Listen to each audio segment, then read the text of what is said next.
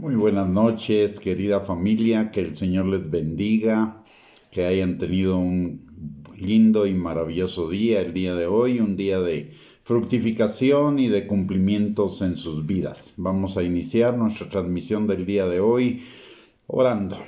Padre bendito, te damos gracias, Señor, en el nombre de Jesús por el día que tú nos diste. Hoy, Señor, gracias por tus bendiciones sobre cada uno de nosotros y porque hasta aquí tú nos has ayudado, Señor.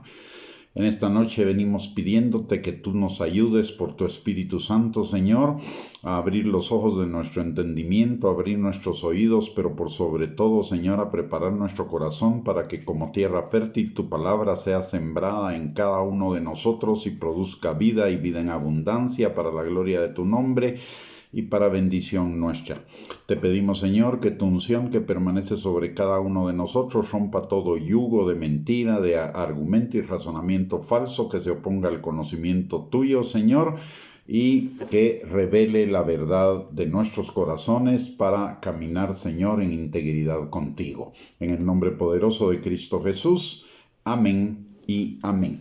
Muy buenas noches, que el Señor les bendiga, bienvenidos a esta transmisión, un privilegio para mí el poder dirigirme a ustedes en esta noche para compartir una noche más de estudio de la palabra de Dios. Y el día de hoy vamos a escudriñar un poco en el libro de Malaquías, que es el último libro del Antiguo Testamento y un libro que tiene una importancia fundamental para cada uno de nosotros, por cuanto que estas son las instrucciones que Dios le da al pueblo de Israel para prepararse para la venida de Cristo. Si bien es cierto que este libro fue escrito 450 años antes de Jesús, es un libro profético en el sentido de que habla de las cuestiones que Israel no estaba haciendo o que necesitaba corregir para la venida de Cristo. De la misma manera, la palabra de Dios nos enseña en Eclesiastés capítulo 3, versículo 15, que la historia se repite, que lo que ya fue volverá a ser y lo que es volverá a ser también en el futuro. Por lo tanto, ese libro nos sirve también a cada uno de nosotros para prepararnos para ese encuentro que tarde o temprano tendremos con el Señor, ya sea por el arrebatamiento o porque terminaron nuestros días acá en la tierra y es hora de regresar a nuestra patria celestial. El libro de Malaquías comienza en el capítulo número 1 y con el versículo número 2 diciendo, yo os he amado, dice Jehová, y dijiste, ¿en qué nos amaste? ¿No era Esaú hermano de Jacob? Dice Jehová. Y ¿por qué les estaba diciendo esto por qué le estaba diciendo Dios esto a Israel? Porque Israel no estaba reconociendo la plenitud, la magnitud, la infinitud del amor de Dios hacia ellos. Y hoy encontramos en una buena parte del cristianismo que hay personas que, si bien son salvas y viven en el amor del Señor, bajo el amor del Señor, no reconocen a plenitud ese amor y obviamente tampoco reconocen sus bendiciones en toda su plenitud. Es decir, este es un llamado que Dios le está haciendo al pueblo de Israel a reconocer el inmenso e inmerecido amor de Él para con cada uno de ellos, pero también para con cada uno de nosotros. No solo un reconocimiento mental o emocional de ese amor, sino un amor que verdaderamente lo recibimos en nuestro corazón y derivado de ello vivimos unas vidas cada vez más plenas y dentro de la voluntad de Él. Es un llamado a amarlo tan apasionadamente que ese amor nos lleve a la renuncia de nosotros mismos. Y esto es algo que la palabra de Dios nos enseña que es una característica del creyente. Es una vida de renuncia a sí mismo, a ese falso yo que adquirimos en el mundo para vivir para Dios desde nuestro yo verdadero, que es nuestro yo espiritual. En Cantares 7:10 encontramos como un resumen de lo que significa realmente vivir apasionados por el Señor, hacer una entrega de nuestras vidas plena, absoluta al Señor, que es una de las claves para vivir una vida bendecida. Y en Cantares 7:10, la novia, que en este caso es tipo de la iglesia, tipo de cada creyente, exclama, después de un proceso, por supuesto, porque no sucede de la noche a la mañana, sino que va sucediendo por procesos, por etapas, pero siempre con el enfoque puesto en amar al Señor con todo lo que somos, con todo lo que tenemos, con todo lo que podemos, como nos lo enseña Mateo capítulo 22, versículos del 36 al 40, cuando a Jesús le preguntan cuál es el principal mandamiento de la ley, y él contesta: amarás al Señor tu Dios con todo tu corazón, con toda tu mente, con todas tus fuerzas, con todo tu ser.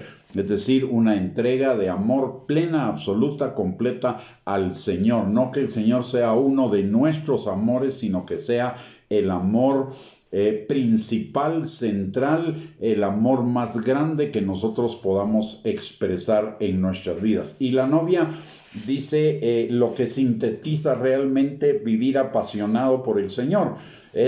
Ella dice en Cantares 7:10, yo soy de mi amado y en mí tiene su contentamiento. Es decir, ella en ningún momento está centrada en sí misma, sino que está centrada en el Señor, en agradar al Señor, en producirle contentamiento al Señor. Y ese producir contentamiento es el derivado de vivir una vida para Él, una vida apasionada para Él. Él lo entregó todo por nosotros y eso fue lo que se conmemoró la semana pasada, esa entrega plena, total, absoluta, sin limitaciones de Él hacia cada uno de nosotros, y lo menos que nosotros podríamos hacer para Él es amarle de esa misma manera, incondicional, plena, absolutamente, sin ninguna restricción ni limitación, ponerlo a Él en el centro total de nuestras vidas. Y también lo dice Pablo, no solo lo dice en el Antiguo Testamento en Cantares 7:10, sino la palabra también nos lo enseña en Gálatas 2:20. Cuando por el Espíritu Santo Pablo dice, ya no vivo yo, Cristo vive en mí. En otras palabras, ya no vivo para mí, vivo para Él. Ese es verdaderamente el amar al Señor como Él nos ha amado.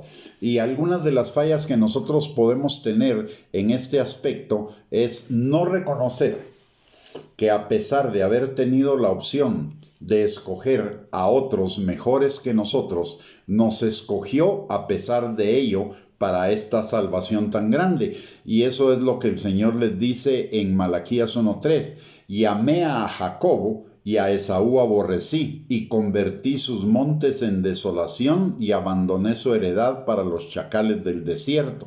Lo que está diciendo el Señor es, pude haber escogido a otros para derramar esa plenitud de mi amor, pero yo los escogí a ustedes. Entonces fallamos en reconocer ese amor del Señor cuando no visualizamos o no entendemos que fuimos escogidos a pesar de que el Señor pudo haber escogido a otros mejores que nosotros. Y eso nos lo enseña la palabra en 1 Corintios, capítulo 1, versículo 26 al 31. La palabra de Dios dice, pues mirad, hermanos, vuestra vocación, que no sois muchos sabios según la carne, ni muchos poderosos, ni muchos nobles, sino que lo necio del mundo escogió Dios para avergonzar a los sabios, y lo débil del mundo escogió Dios para avergonzar a lo fuerte, y lo vil del mundo y lo menospreciado escogió Dios, y lo que no es, para deshacer lo que es, a fin de que nadie se jacte en su presencia. Mas por él estáis vosotros en Cristo Jesús, el cual nos ha sido hecho por Dios sabiduría, justificación, santificación y redención, para que, como está escrito, el que se gloría, gloríese en el Señor. Es decir, este pasaje y nos dice muy claramente algo. Él nos escogió, no lo escogimos nosotros a Él, no decidimos nosotros recibirlo a Él. Él decidió recibirnos a cada uno de nosotros. Ahí comienza por ello comienza el verdadero reconocimiento de la plenitud, magnificencia, infinitud del amor del Señor para con cada uno de nosotros. Él dice, el Espíritu Santo le dicta a Pablo para escribir: por Él estáis vosotros en Cristo. No por nosotros, por Él, por la decisión soberana, la elección soberana de Él, para que cada uno de nosotros fuéramos salvos y adoptados como hijos de Él. Y notemos que, y es importante notar algo, en el mundo de hoy, un mundo que está tan inflado por los egos o de egos inflados a base de autoestima, amor propio, humanismo, libre albedrío, motivación, etcétera, que hace que nos sea difícil aceptar esto, aceptar que éramos poco sabios, poco poderosos, poco nobles, lo débil del mundo, lo necio del mundo, lo vil, lo menospreciado, lo que no era, lo que no servía. Nos es muy difícil en un mundo que se dedica a inflar los egos a través de las cosas que ya hablamos: autoestima, amor propio, el libre albedrío, humanismo, etcétera, etcétera. Es muy difícil llegar a aceptar esta situación. No reconocemos en el fondo que somos verdaderamente inmerecedores de ese amor. Padecemos de algo que yo llamaría buenitis u obritis o merititis, es decir, vivimos pensando: sí, no era tan bueno como debía haber sido, pero no era tan malo tampoco. Mis obras no eran tan malas. Mis méritos, bueno, algunos méritos tenía, pero la palabra se encarga de ubicarnos a fin de que no nos jactemos en su presencia. Romanos 12:3 nos enseña que no tengamos más alto concepto de nosotros mismos que el que debemos tener, de acuerdo a lo que nos enseña la palabra de Dios. Es decir, que éramos poco sabios, poco poderosos, poco nobles, lo necio, lo débil del mundo, lo vil, lo menospreciado, lo que no es. Y además de ello, que tampoco hoy somos todo lo que deberíamos ser. Es cierto que ya no somos lo que éramos, pero no hemos llegado a ser lo que deberíamos ser debido al inmenso amor de Dios en nosotros y debido a que el Espíritu Santo vive en nosotros. A pesar de esas cosas, no hemos llegado a ser lo que deberíamos ser. Vamos simplemente en el camino. Y esto es importante para vivir una vida de bendición, para que nosotros entendamos realmente eso. Porque si todavía tenemos resabios de esa buenitis o de esas o de buenas obras o de tener algún mérito en cuanto a ser salvos y haber sido adoptados de hijos de Dios, la palabra nos enseña en Primera de Pedro, capítulo 5, versículo 5, que Dios resiste a los soberbios, mas da más gracia a los humildes. Entonces, si nosotros queremos vivir en una vida de abundancia, en una vida de bendición, necesitamos reconocer que debemos avanzar en el camino de la humildad y dejar de pensar que algo de lo que Dios ha hecho en nuestras vidas es porque no éramos tan malos o teníamos buenas obras o porque teníamos algún tipo de méritos. De hecho, Romanos capítulo 3, versículo del 9 al 18, nos recuerda también lo mismo. Dice la palabra: ¿qué pues? ¿Somos nosotros mejores que ellos? En ninguna manera. Pues ya hemos acusado a judíos y a gentiles que todos están bajo pecado. Como está escrito: no hay justo ni aun uno. No hay quien entienda. No hay quien busque a Dios. Todos se desviaron a una, se hicieron inútiles. No hay quien haga lo bueno, no hay ni siquiera uno. Sepulcro abierto es su garganta, con su lengua engañan, veneno de áspides hay debajo de sus labios, su boca está llena de maldición y de amargura. Sus pies se apresuran para derramar sangre, quebranto y desventura hay en sus caminos y no conocieron caminos de paz. No hay temor de Dios delante de sus ojos. Y veamos despacio este pasaje y veamos parte por parte para que lo podamos entender, y no solo entender, sino verdaderamente interiorizarlo para reconocer todo el amor que Dios nos tiene para cada uno de nosotros, y es amor inmerecido, amor inentendible, y de esa manera nos apasionemos por Él, porque dice la palabra en Lucas capítulo 7, versículo 47, que al que mucho se le perdona, mucho ama. Pero al que poco se le perdona, poco ama. Y no es que a unos les haya sido perdonado más que a otros, no. A todos nos fue perdonado lo mismo, pero unos son más conscientes que otros de todo de la magnitud del perdón de Dios para con cada uno de nosotros. Yo no sé si usted alguna vez ha ido o ha tenido la oportunidad de ir a un retiro en el Señor, donde le pasan a uno una lista de pecados, para que uno marque cuáles son esos pecados y uno pueda entender que el Señor llevó a la cruz del Calvario esos pecados y pagó la condena por cada uno de esos pecados. Algunos pensaban antes de ir a esos retiros y antes de vivenciar esa lista o experimentar lo que esa lista decía, que sus pecados eran unos pecados de 10 o 20 tipos repetitivos, pero que solamente eso. Sin embargo, después de pasar esa lista, algunos de nosotros nos quedamos cortos en cuanto a la lista, porque el Señor perdonó mucho más allá de los pecados que habla esa lista. Veamos entonces lo que dice este pasaje para que nosotros lo podamos entender y lo podamos aplicar en nuestra vida y vivir en esa humildad que hace que el Señor nos dé mayor gracia y que por lo tanto nos lleva a una vida de mayor bendición. En primer lugar, dice, no hay justo ni aun uno. Y ni aun el día de hoy usted y yo somos justos, totalmente. Hemos sido justificados y hemos sido declarados justos, pero no por lo que cada uno de nosotros el día de hoy somos, porque aún seguimos pecando en nuestras vidas, ya sea por palabra, por pensamiento, por omisión, por falta de fe, por incredulidad, por no hacer las cosas para la gloria de Dios, por no seguir la voluntad por no buscar la voluntad de Dios en cada una de nuestras circunstancias. Seguimos pecando.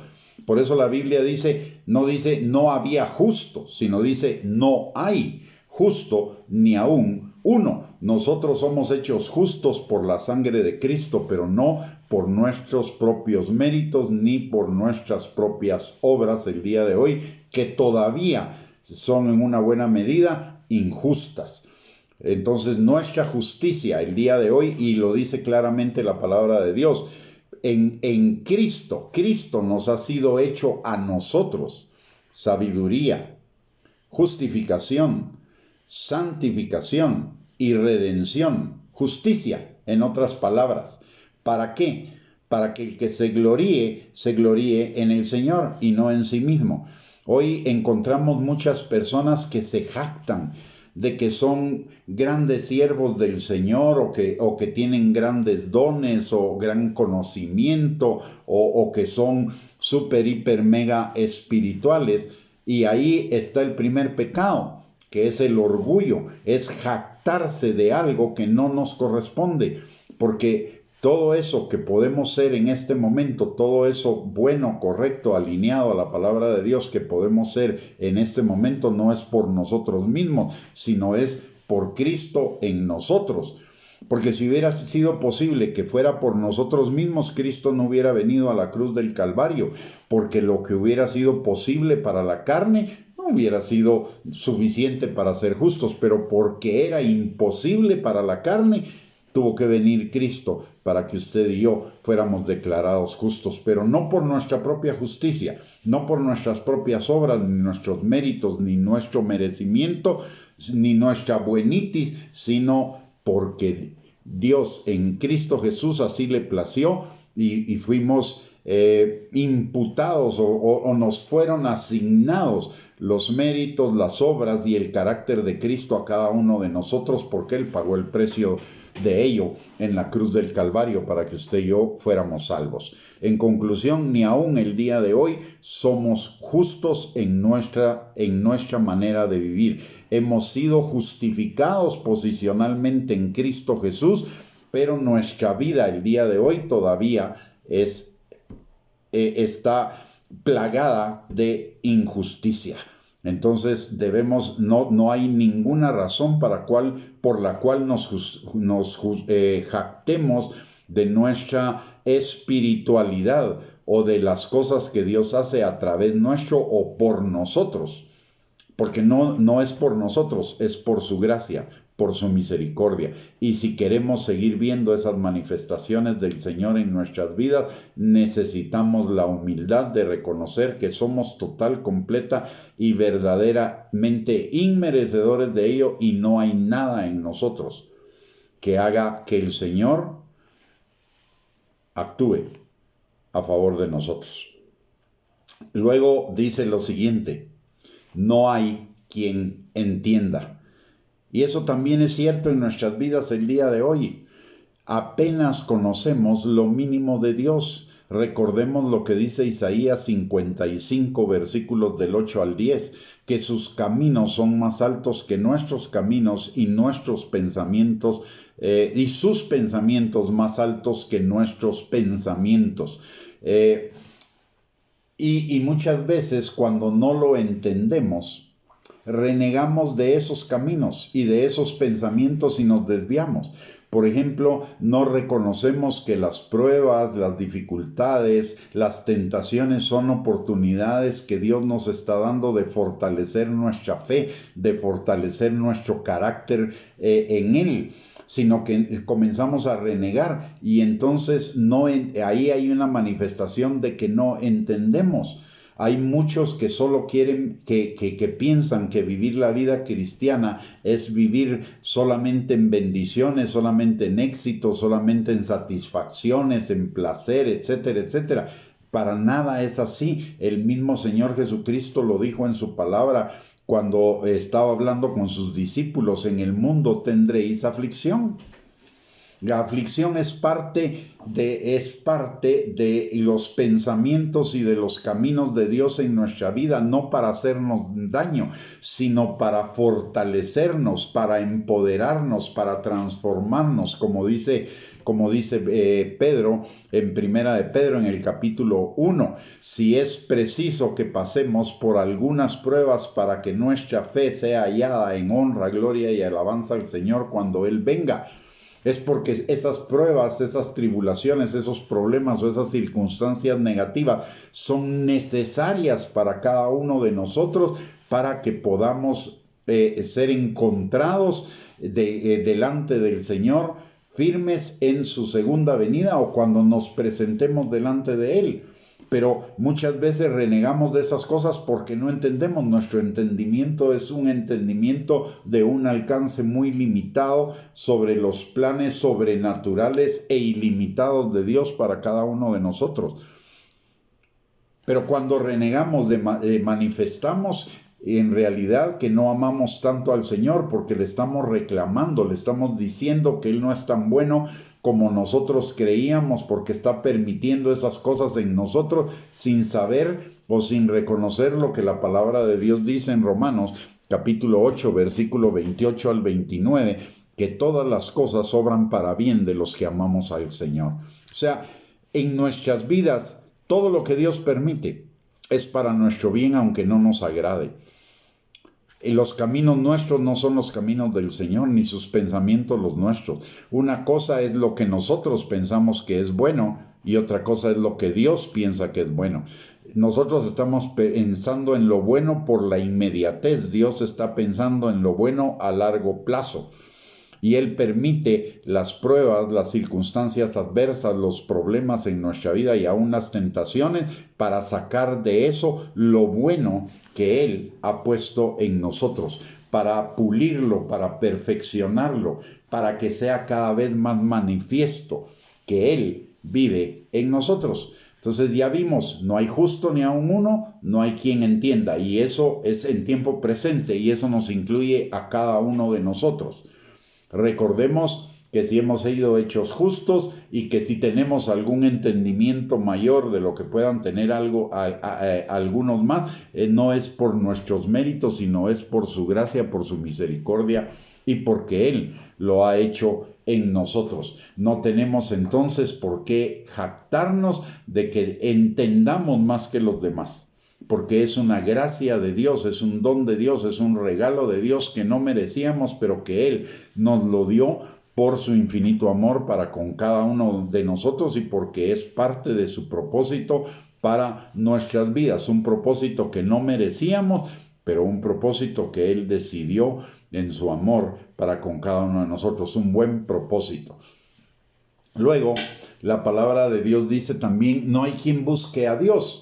Y esto también es cierto para con cada uno de nosotros. Es cierto que lo buscamos, pero lo buscamos de una manera limitada la mayoría de las veces, porque muy constantemente hay momentos en nuestro diario vivir en los que nos desconectamos completamente de Él y ni siquiera hacemos su voluntad, sino la nuestra.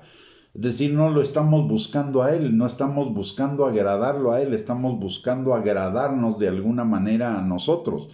Autocomplacencia, autogratificación, autoexaltación, lo que sea, pero no lo estamos buscando todo el tiempo. Y la palabra de Dios dice que lo busquemos y que lo busquemos constantemente, que meditemos en Él de día y de noche, que tengamos en Él nuestra delicia y sin embargo lo incumplimos, pero a pesar de ese incumplimiento, el Señor se mantiene fiel para con cada uno de nosotros y en su misericordia nos bendice. Pero eso no quiere decir que nos quedemos ahí. Necesitamos enfocarnos en mejorar cada área de nuestra vida para irnos aproximando a ese modelo que es el varón perfecto, la estatura y la plenitud de Cristo. Esa es la característica que define a un cristiano que verdaderamente ama al Señor con todo su ser. No busca agradarse a sí mismo, sino que busca agradar al Señor. No digo que sea perfecto, pero por lo menos es íntegro en su intención. Es decir, está intencionadamente caminando en esa dirección, enfocado en esa dirección, aunque se equivoque muchas veces, y parte de la integridad es reconocer me equivoqué y pedir perdón y enderezar ese camino. La cuarta cosa que dice, la palabra dice, todos se desviaron, a una se hicieron inútiles. Cuando nosotros no estamos haciendo la voluntad de Dios en relación con el Señor, estamos siendo inútiles. ¿Por qué? Estamos siendo no útiles. Inútil quiere decir no útil. Cuando nosotros no estamos haciendo la voluntad de Dios, sino la nuestra, nos hacemos no útiles al Señor. ¿Por qué? Porque estamos, en lugar de construir el reino de Dios, que es su voluntad, estamos fortaleciendo el reino de las tinieblas, con nuestro pecado, con nuestra desobediencia al Señor. Nosotros solo tenemos dos opciones. Y toda persona tiene solo dos opciones. No es que sea algo solo con los creyentes, no. Es algo para toda persona. O hacemos o estamos edificando el reino de Dios o estamos fortaleciendo el reino de las tinieblas. De tal manera que a veces resulta inútil la pregunta, bueno, ¿y dónde está Dios en medio de estas circunstancias si el mundo está peor? No es a Dios a quien le tenemos que preguntar, a quien tenemos que preguntarnos es a nosotros mismos. Si estamos realmente haciendo la voluntad de Dios. La palabra nos enseña en el libro de Hechos que los creyentes estaban transformando el mundo y la palabra nos dice en 2 de Crónicas 7:14 que si nosotros nos humillamos delante del Señor, buscamos su rostro y enderezamos nuestros malos caminos, Él sanará su tierra. La pregunta que nos deberíamos hacer no es por qué Dios no sana esta tierra si hay tantos cristianos. La pregunta que nos deberíamos hacer es por qué si hay tantos cristianos aquí en la tierra, el mundo sigue siendo tan malo o peor de lo que era antes. Y muchas veces es nuestra responsabilidad, si no es que siempre. ¿Por qué? Porque nos estamos haciendo no útiles, porque no estamos buscando la voluntad de Dios, sino estamos buscando nuestra voluntad. Y por lo tanto estamos fortaleciendo el reino de las tinieblas en lugar de ser luz y en lugar de ser sal que le ponga freno a esa expansión del reino de las tinieblas. Por lo tanto, también sigue siendo verdad que nos desviamos y nos hacemos inútiles al Señor cada vez que nosotros no hacemos su voluntad, sino hacemos la nuestra. Jesús es un buen ejemplo. Jesús edificó el reino de Dios y lo edificó de una manera súper, hiper, mega extraordinaria. ¿Por qué razón? Porque Él renunció a hacer su voluntad, a que se hiciera su voluntad, para que se hiciera la voluntad de Dios. Eso nos debería servir de ejemplo. Nuestra oración al Señor, está bien presentar nuestras peticiones delante del Señor, el Señor nos da el derecho o el privilegio de hacerlo. Pero una cosa es que las presentemos delante de Él y otra cosa es que nos enojemos cuando Él no lo cumple. Una cosa es que pidamos lo que nosotros pensamos que necesitamos y otra cosa es que seamos agradecidos con lo que el Señor nos dé, aunque no sea lo que pidamos. ¿Por qué? Porque el Señor nos da lo mejor, lo que nos conviene en el largo plazo, no lo que nosotros pensamos en la inmediatez, que es lo que queremos o nos conviene. Amar al Señor significa aceptar eso y darle gracias al Señor aunque responda mis oraciones de una manera diferente a como yo quisiera. David también es un ejemplo de eso. Cuando David iba a tener su primer hijo con Betsabé, o tuvo su primer hijo con Betsabé, ese bebé nació mal. Y David oró y oró y oró delante del Señor, a pesar de que el Señor había dicho que ese bebé iba a morir. Pero él oró, era su voluntad. Pero finalmente él aceptó la voluntad de Dios. Él dijo, hágase tu voluntad y no la mía. Y resulta que mientras el niño estaba viviendo, él estaba triste, angustiado, clamando al Señor. Cuando el bebé muere, se lava, se limpia, se viste con ropa limpia y ya no ayuna, sino que come y todo el mundo se queda pensando, bueno, ¿y por qué si cuando estaba vivo estaba triste y ahora que murió está alegre? Simple y sencillamente por una razón, porque estaba en paz sabiendo que se había hecho la voluntad de Dios, no su voluntad. Luego dice la palabra la siguiente característica: no hay quien haga lo bueno, no hay ni siquiera uno. Y esto se refiere a lo que veníamos hablando, a no hacer la voluntad de Dios siempre y a renegar cuando la voluntad de Dios es diferente a nuestra voluntad. Hay en el ambiente cristiano o en el mundo cristiano, muchas veces y de muchas personas, oímos quejas. Es que Dios no hizo, es que Dios no me da, es que Dios aquí, es que Dios allá. Entonces, realmente, ¿qué estamos pensando? ¿Que realmente Dios es un Dios de amor o Dios es un Dios dictatorial que hace lo que se le da la gana? Esos pensamientos nos impiden vivir en la plenitud del amor de Dios y vivir una vida de bendición. Porque es una vida de renegar, es una vida de quejarse, no es una vida de agradecimiento, sabiendo que el Señor siempre nos va a dar lo mejor a cada uno de nosotros, sus hijos, aunque no sea lo que nosotros pensemos que es lo mejor para nosotros. No reneguemos, no reneguemos. Más bien entendamos que sus caminos no son nuestros caminos, ni sus pensamientos nuestros pensamientos, pero que los caminos de Él y los pensamientos de Él son mejores que los nuestros, y que el Señor está pensando no en satisfacer un capricho o una situación circunstancial, sino en aprovechar esa circunstancia temporal para nuestra eternidad, para nuestro futuro, para el cumplimiento de esos buenos planes de que Él tiene para cada uno de nosotros, planes de bien y no de mal, para llevar nuestra vida como la luz de la aurora, en aumento, en crecimiento. En lugar de renegar, maduremos y crezcamos en Él, aprovechando las circunstancias para que el carácter de Cristo sea formado en nosotros. Y recordemos que parte del carácter de Cristo es o parte del fruto del Espíritu, que es el carácter de Cristo, es el gozo, la paz, la paciencia, la fidelidad, el dominio propio y la humildad.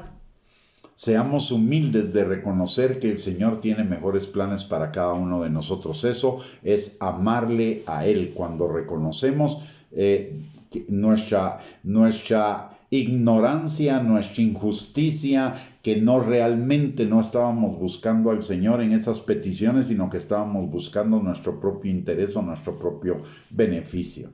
Mire la quinta o la sexta característica, para que nosotros podamos ver el amor de Dios para con nosotros. Dice, y que renunciemos desde ya a esa buenitis o a esa meritocracia que creemos que tenemos, o a esa mentalidad de que nuestras obras no son tan malas como las obras de los otros y por lo tanto nuestras obras son buenitas.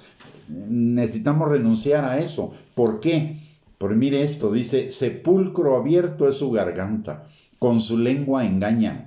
Veneno de áspides hay debajo de sus labios, su boca está llena de maldición y de amargura. Para comenzar,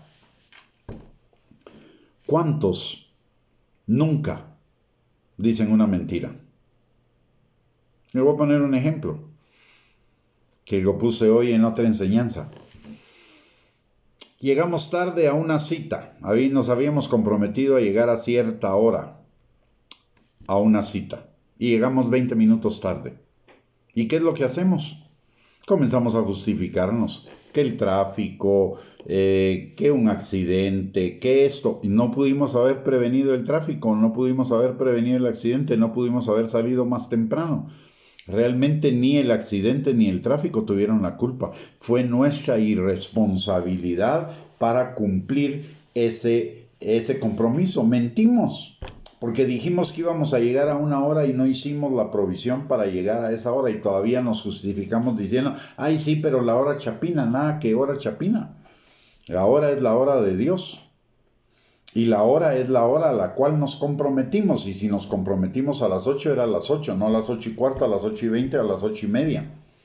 Y algunos a las 9. Ahí mentimos. Porque dijimos que íbamos a hacer algo que no hicimos. Dijimos que íbamos a llegar a las 8 y no llegamos. Por nuestra falta de previsión o por descuido, por lo que usted quiera. Pero fuimos nosotros los responsables de eso y por lo tanto mentimos. O sea, este pasaje sigue siendo verdad para nosotros. Por el otro lado dice, veneno de áspides hay debajo de sus labios. Su boca está llena de maldición y de amargura.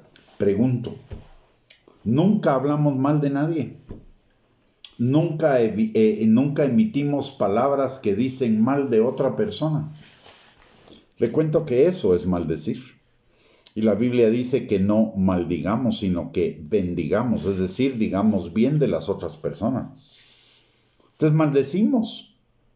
Seguimos, aún a pesar de que Dios ha sembrado en nosotros tanta palabra, tanto conocimiento, su salvación, su Espíritu Santo, etc., seguimos yendo en una dirección contraria, hablando mal de otras personas. O sea, mentimos, hablamos mal de otros. Mire, el cinismo, el sarcasmo, la burla, son manifestaciones de maldición y son manifestaciones de amargura. Ninguno de nosotros se burla de alguien. Ninguno de nosotros es cínico a veces. Ninguno de nosotros es sarcástico a veces. Mire tantas fallas que tenemos. tantas. Y sin embargo, el amor del Padre sigue inalterable. Sus misericordias son nuevas para con nosotros cada mañana. Si bien es cierto, la máxima expresión de su amor es la cruz del Calvario, no debemos ignorar que el Señor sigue manifestando su amor cada día en cada uno de nosotros, dándonos su perdón por todas estas fallas que nosotros tenemos. Y ese perdón nos debería conducir a amarle más cada día, a verdaderamente amarle con todo nuestro ser, amarle con toda nuestra alma, amarle con todo nuestro pensamiento, amarle con todas nuestras fuerzas. No hacerlo es una manifestación de desagradecimiento, y eso es lo que el Señor le está diciendo al pueblo de Israel con este pasaje de Malaquías 1 y 2. Yo os he amado, dice Jehová, y dijiste, ¿en qué nos amaste? Ahí está, ¿en qué nos ama? En que no nos ha quitado la salvación a pesar de todas esas fallas, en que nos sigue bendiciendo a pesar de todas esas fallas. Y todavía algunos dicen, es que Dios no me ama porque no hace lo que yo quiero o no contesta mis oraciones. Mire, yo también lo dije en algún momento y al día de hoy me arrepiento de haberlo dicho, porque no entendía. Perdona que lo diga, pero era como un burro que no había entendido la inmensidad del amor del Señor. Pero esa inmensidad del amor del Señor la conocemos en la medida que conocemos y escudriñamos la palabra y la meditamos y la aplicamos en nuestras vidas. La palabra de Dios dice en Oseas capítulo 4, versículo 6, mi pueblo perece por falta de conocimiento, por falta de entendimiento. A veces solo leemos la palabra y la leemos como que estuviéramos leyendo noticias. No. La palabra es para entenderla, para meditarla, para pensar, ok, ¿esto cómo se aplica a mí? No solo se aplica al pueblo de Israel. Dice la palabra en Primera de Corintios 10 que todas las cosas que se escribieron para nuestro ejemplo se escribieron para que no caigamos en semejante ejemplo de desobediencia. Mis amados, amemos no solamente de labios, amemos de verdad, amemos al Señor de verdad, reconociendo su buena voluntad agradable y perfecta para con nosotros, aún en los peores hechos de nuestra vida, porque Dios los va a hacer obrar para bien. Dios nunca ofreció que íbamos a tener una vida placentera, feliz, dichosa. Eso no lo prometió para acá en la tierra, eso es la promesa de Él para la eternidad. Aquí en la tierra, si bien vamos a experimentar momentos de ese tipo, también vamos a experimentar momentos de aflicción. Y si le damos gracias al Señor por los momentos buenos y las cosas buenas, también deberíamos darle gracias al Señor por los momentos difíciles y por las cosas no tan buenas que Él permite en nuestra vida, porque todas tienen el mismo efecto, lo bueno y lo malo, todo obra para bien de esa felicidad, gozo, plenitud, abundancia, bendición, etcétera, etcétera, que Dios está preparando para cada uno de nosotros o tiene preparada para cada uno de nosotros en la eternidad. Aquí las cosas son temporales, aquí deberíamos vivir como extranjeros y peregrinos como en tabernáculo, es decir, en una vivienda y en una vida que es temporal, que pasará porque vamos de camino a algo mucho mejor, nuestra morada eterna. Nuestra vivienda eterna en la presencia del Señor y en su perfección. Y todo esto es nada más una preparación para eso, y una preparación que muchas veces por nuestras quejas, nuestra falta de entendimiento, porque verdaderamente no estamos compenetrados de ese amor del Señor para con nosotros, no las aprovechamos. Hay gente que piensa que el que Dios le ame es que el Señor tiene que complacer todos sus gustos, todas sus peticiones, todos sus berrinches y todas las demás cosas. Que a Él le plazcan, no, que a la persona le plazcan, no.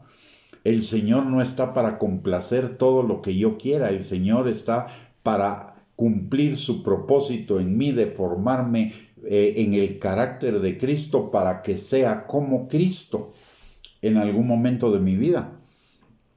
El Señor no está para darme mis gustos o para darme mis placeres o para darme mi comodidad. Él dice que vivimos aquí en la tierra en tabernáculos. ¿Por qué? Porque nuestra verdadera ciudadanía no está acá, está en el cielo. Solo vamos de camino. ¿Para qué aferrarnos a las cosas temporales que aquí se van a quedar mientras que descuidamos las cosas eternas? Amar al Señor verdaderamente es poner nuestra mirada en Él y en las cosas eternas en lugar de las cosas temporales, de las cosas perecederas, de las cosas de este mundo. No seamos como la gente de este mundo, dice el Señor. Jesús no buscó lo de este mundo. Nos decimos seguidores de Jesús, pero Jesús no fue buscador de las cosas de este mundo. El Señor no buscó autocomplacencia, ni autogratificación, ni autoexaltación. El Señor buscó vivir una vida agradable al Señor, haciendo su voluntad y amándolo con todo su ser. De la misma manera, Dios nos llama a ello, para que podamos vivir vidas de bendición aquí en la tierra y de mega, hiper, super bendición en la eternidad. Veamos otra parte de lo que dice el libro de Romanos en el capítulo número 3, versículos del 9 al 18. Dice, sus pies se apresuran para derramar sangre, quebranto y desventura hay en sus caminos y no conocieron caminos de paz. ¿Cuántas veces nosotros no caminamos en nuestros caminos en lugar de caminar en los caminos del Señor? Y eso es no amarlo. Nos cuesta mucho entender que hacer nuestra voluntad es no hacer la voluntad de Dios. Amarlo es hacer la voluntad de Dios y muchas veces nosotros nos amamos más a nosotros mismos queriendo que se haga nuestra voluntad o haciendo nuestra voluntad en lugar de seguir la voluntad del Señor. Por eso el Señor le reclama al pueblo de Israel en Malaquías 1:2 que Él los ha amado con amor eterno y ellos dicen, ¿y en qué nos has amado? Quizá porque sus vidas no eran todo lo que ellos hubieran querido. Quizá porque Dios no estaba haciendo las cosas como ellos querían que fueran. Pero eso los hizo susceptibles de falsos profetas que les endulzaron el oído, diciendo que hablaban de parte de Dios y no hablaban de parte de Dios. Porque ellos querían que se hiciera su voluntad, no la voluntad del Señor. Pero el Señor, porque los falsos profetas dijeron otra cosa, el Señor no cambió, el Señor, sus planes se cumplieron y vino sobre ellos por causa de esa falta de amor, de esa falta de entendimiento, de que a pesar de todo lo que Dios había hecho en sus vidas, ellos no lo amaban como debían amarlo y dudaban de que Dios les amara. ¿Sí? Mire, yo siempre digo algo y ese ha sido tal vez una motivación en mi vida. Y es que yo pienso, no importa que el Señor no me conceda los deseos de mi corazón aquí en la tierra. Para mí es suficiente motivo para amarlo y para estar agradecido con Él y para estar apasionado por Él. El hecho de que Él me sacó por la eternidad del infierno. Mi destino era el infierno. Y el Señor me sacó de ahí, al costo de la vida y la sangre de Cristo. Y cuando pienso en el infierno, digo, Señor, no importa. No importa que aquí no sea feliz todo lo feliz que quisiera o que aquí las cosas no salgan como yo quisiera. Que salgan como tú quieras, Señor, pero con tal de que yo viva esa vida eterna, yo voy a amarte, procurando amar, te voy a procurar amar con todas las fuerzas de mi ser. Porque estoy verdaderamente agradecido. No he tenido la experiencia del infierno, pero sí tuve una experiencia en la que Si no estuve en el infierno, estuve en una antesala del infierno. Y eso, sin llegar a las llamas, sin llegar al azufre, sin llegar a nada de eso, fue suficiente para entender la inmensidad del amor del Señor para conmigo, de que a pesar de mis imperfecciones, de mis pecados, de mis errores, de mis malas decisiones, de mis equivocaciones, a pesar de ello, y que no lo merecía, el Señor tiene preparada para mí una vida plena, abundante, de bienestar, de gozo, de paz, de benignidad, de bondad, donde voy a estar rodeado de lo mejor del cielo. ¿Cómo no amarlo? Es suficiente para amarlo. Es suficiente para no quejarme, es suficiente para no renegar, es suficiente para arrepentirme de mis pecados, de mis malas decisiones, de todo. De buscarlo a Él con todo el corazón, de no ser inútil para Él siguiendo las obras de la carne y viviendo en su buena voluntad agradable y perfecta. Es suficiente para no hablar mal de nadie. Es suficiente para no aceptar rumores ni divulgarlos, o chismes, o críticas, o murmuración. Es suficiente. No que sea perfecto, no soy perfecto. Todos los días me doy cuenta que soy imperfecto. Por eso le estoy hablando de esto. De que no hay justo ni aun uno, de que no hay quien entienda, de que no hay quien busque a Dios, de que todos se desviaron, que a una se hicieron inútiles, de que no hay quien haga lo bueno, no hay ni siquiera uno, de que sus pies se apresuran al pecado. Yo soy testimonio de ello. Yo no necesito que me vengan a comprobar eso, porque yo soy un testimonio de ello. A pesar de los años, a pesar de la misericordia y de la gracia de Dios que he recibido, a pesar del favor, a pesar de los dones, a pesar de que Él me llamó a su servicio, a pesar de todas esas cosas, todavía sigo cayendo en esas cosas, cada vez menos, sí, pero todavía sigo cayendo. Esa no es una justificación. A estas alturas debería ser perfecto, pero hago como dice Pablo. No que ya lo haya alcanzado, pero prosigo a la meta del supremo llamamiento. Esa es una vida de integridad. La vida de integridad no es una vida de perfección, pero sí es una vida de reconocer que que todo mi ser, mi espíritu, alma y cuerpo deben estar alineados a la palabra de Dios, y de reconocer cuando me desalineo y pedir perdón y humillarme delante del Señor para que su misericordia y su gracia se sigan manifestando sobre mí. No soy perfecto. De ninguna manera soy perfecto. Pero hacia eso me enfoco. Y es lo mismo que Dios quiere para cada uno de nosotros, que estemos enfocados en ello. Y el motor que nos enfoca en eso es amarlo verdaderamente, entendiendo cuál es nuestra verdadera calidad. Mire, no somos ni supermanes, ni superpríncipes, ni super nada. Solo somos pecadores que por la misericordia de Dios, Él pagó por nuestros pecados y nos adoptó hijos de Él. Y que no merecemos nada, si no es por su gracia, por su amor y por su misericordia para con cada uno de nosotros. Porque Él tuvo que pagar lo que a mí me correspondía para amarme como me ama. Y si Él hizo eso, ¿qué razón tengo yo para no amarlo como Él merece ser amado? O para no esforzarme en amarlo como Él merece ser amado. La vida del cristiano se trata de una vida de amor. Por eso en el libro de Malaquías comienza con ese llamado de atención a los israelitas. Yo los he amado con amor eterno, y ustedes dicen, ¿en qué les he amado? El amor del Señor, el amor infinito del Señor, y que ya fue infinito en ese momento, comenzó en la cruz del Calvario por usted y por mí. La manifestación de ese amor. pero no deja de manifestarse ni un solo día, ni un solo instante de nuestras vidas.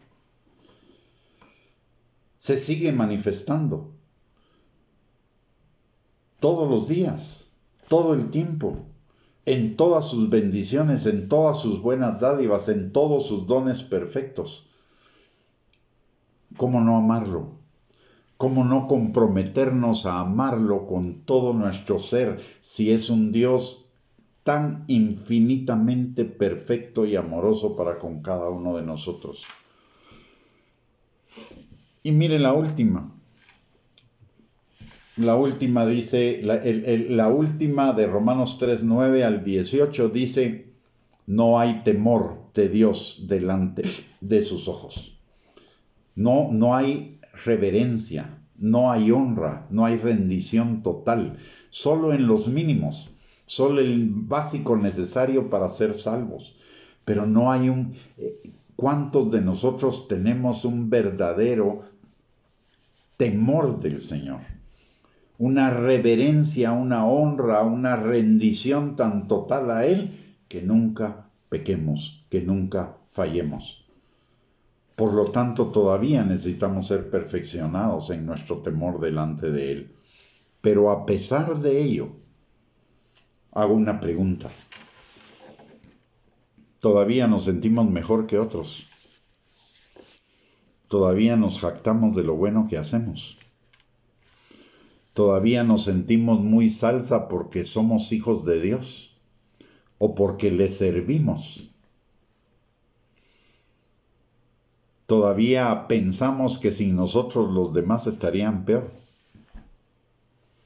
¿Que somos una gigantesca bendición para ellos? Eso es jactancia.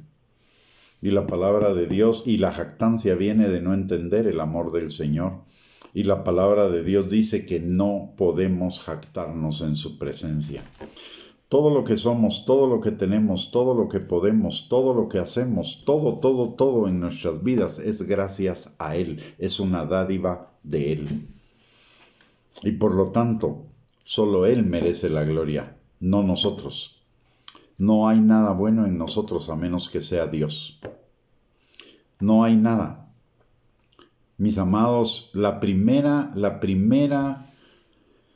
clave para vivir en una vida de bendición, para vivir en una vida de bienestar, para vivir en una vida plena acá en la tierra, que es nada más la antesala de lo que vamos a vivir, las primicias de lo que vamos a vivir en la eternidad. Lo primero que necesitamos es verdaderamente amar al Señor con todo nuestro corazón. Y eso implica humildad, humildad de reconocer que no merecíamos nada, humildad de reconocer que no somos nada, humildad de reconocer que no podemos nada, humildad en reconocer que no hacemos nada a menos que sea Dios quien esté con nosotros y nos permita hacerlo, saberlo, tenerlo o poderlo. Somos polvo. Sin su espíritu, sin Él en nosotros, somos polvo. Lo único que somos es hijos de Dios. Y por ser hijos de Dios, es que somos amados, bendecidos y llenos de su gracia. Pero no es por otra cosa. No seamos jactanciosos, no seamos soberbios, no seamos orgullosos, pensando que somos mejor que alguien o que nos merecemos algo o que somos perfectos. No es cierto, ese es un gran engaño. Y ese engaño solo nos lleva a no vivir en esa vida de bendición que Dios quiere para nosotros. Porque Dios resiste a los soberbios, pero da gracia a los humildes. Muy bien, mis amados hermanos, hemos llegado al final de esta transmisión, pero el día de mañana continuaremos desarrollando otras claves para vivir una vida de bendición. Así que los esperamos a las 8 de la noche para esa transmisión, para esa enseñanza. Mientras tanto, muchísimas gracias por haber estado con nosotros y compartido con nosotros el día de hoy. Es una bendición para nosotros. Nuestro corazón está agradecido por su sintonía. Ya llevamos un año en prácticamente transmisiones diarias, y todo gracias a ustedes. Ustedes son la razón y motivo secundario que nos impulsa, porque el primero es el amor al Señor. Él decidió que así fuera, Él es nuestro impulso, pero también ustedes son una parte importante de estas transmisiones. Que Dios les bendiga por participar en estas transmisiones. No se vaya todavía, porque todavía vamos a orar por cada uno. Y le quiero recordar, si esta enseñanza ha sido de bendición para su vida, compártalo con sus contactos para que también bendiga la vida de ellos. En segundo lugar, les recuerdo que tenemos 2 recursos para seguir amando, desarrollando nuestro amor al Señor y ser revestidos como la novia de Cristo. Uno es nuestro canal de YouTube, que nuestra hermana Sonia acaba de poner ahí el enlace, que es @Gustavo Bianchi. Y el otro es nuestra página de internet, www.reyesysacerdotes.net, en donde usted va a encontrar infinidad de recursos para edificar, exhortar y consolar su vida, y le invitamos a acceder a ellos. Solo si entra al canal le pediríamos algo: ponga suscribirse. No tiene ningún costo, ninguno de los 2 recursos, son totalmente gratuitos, pero nos hace un favor si le pone suscribirse al canal frente a YouTube. Por el otro lado, les recuerdo, el día de mañana tenemos otra transmisión para seguir escudriñando esas claves para una vida bendecida en el libro de Malaquías.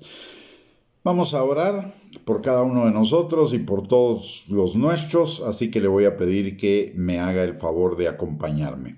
Padre bendito, te damos gracias, Señor, en el nombre de Jesús en esta noche. Gracias, Señor, por tu palabra, porque aunque tu palabra nos confronta y nos redarguye, Señor, también nos corrige, nos enseña y nos instruye, Señor, para caminar cada día más en esa vida de bendición que tú tienes para cada uno de nosotros. Señor, que tu Espíritu Santo trabaje en nuestro corazón, Señor, para que podamos comprender cada día más la anchura, la altura, la profundidad y la largura de tu amor que excede a todo conocimiento, Señor, para que podamos vivir en la plenitud de tu amor, Señor, y de tu bendición, en la plenitud tuya, Padre. Señor, gracias por tu palabra, porque tu palabra nunca regresa vacía, Señor, y siempre hace la obra para la cual fue enviada, y te pedimos, Señor, que la obra para la cual fue enviada el día de hoy sea que nuestro amor hacia ti se incremente, Señor, y se manifieste en una vida de mayor perfeccionamiento en ti, Señor, en una mayor devoción y pasión por ti, en un mayor entendimiento, Señor, de esa gracia maravillosa con la cual tú nos has cubierto desde el día de nuestra salvación, Señor, por el sacrificio de Cristo en la cruz del Calvario, Señor. Padre, llévanos a enamorarnos apasionadamente de ti, Señor, como esa novia de Cantares que finalmente exclama: yo soy de mi amado, y él tiene en mí su contentamiento. Permítenos, Señor, que tu contentamiento esté en nosotros, que seamos fuente de tu contentamiento y no fuente, Señor, de decepción o de dolor en tu corazón por nuestro pecado, Señor. Padre, te pedimos como Pablo que ya no vivamos nosotros enfocados en nosotros, sino vivamos enfocados en ti, Señor. Padre, te lo pedimos en el nombre poderoso de Cristo Jesús, y en esta noche también venimos delante de ti, Señor, al trono de tu gracia, para presentarnos nosotros y presentar a todos los nuestros, Señor, pidiéndote que tu Espíritu Santo permanezca sobre cada uno, sanando al enfermo, restaurando al quebrantado, libertando, Señor, y sacando de la cárcel a todos aquellos que estén presos u oprimidos, Señor, por mentiras, argumentos, razonamientos y fortalezas mentirosas del diablo, Señor, y que vengan a la libertad gloriosa que tenemos en ti, Señor. Padre, también te pedimos que tu Espíritu Santo esté sobre aquellos de los nuestros que todavía no se han convertido a ti, Señor, atrayéndolos con lazos de amor hacia ti para que se conviertan, Padre. También, Señor, los que andan en el camino del Hijo pródigo, que tu Espíritu Santo los convenza de pecado y los traiga de vuelta a casa, Señor. Padre, también te pedimos por aquellos que su amor se ha enfriado, para que tu Espíritu Santo avive ese fuego, Señor, nuevamente en ellos, Señor. Y también, Padre, te pedimos por aquellos que se hayan debilitado en su fe, para que tu Espíritu Santo los fortalezca, Padre.